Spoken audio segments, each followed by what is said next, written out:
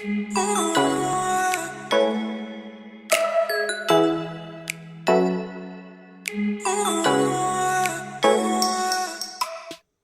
is how I fill my half pans with watercolor tube paint so that it dries so that I can use it in my half pan collection.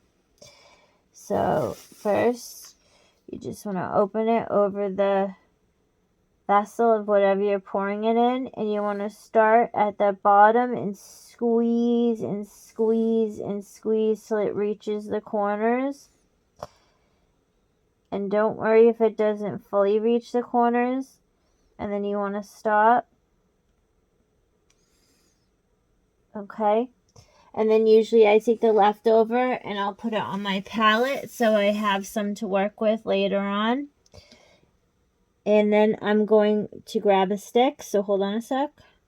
So this works for watercolor paints as well as gouache paints, but I mainly use this for watercolor. I've never tried it with gouache.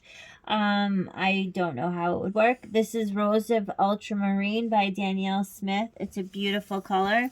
And so to make sure that there's no air holes and that it reaches both the corners, I want to get right into those corners and then just kind of mix it and move it at the same time, and it will settle.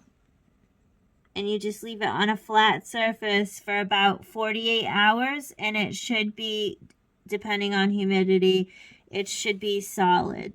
But you just want to mix it like that and then leave it alone.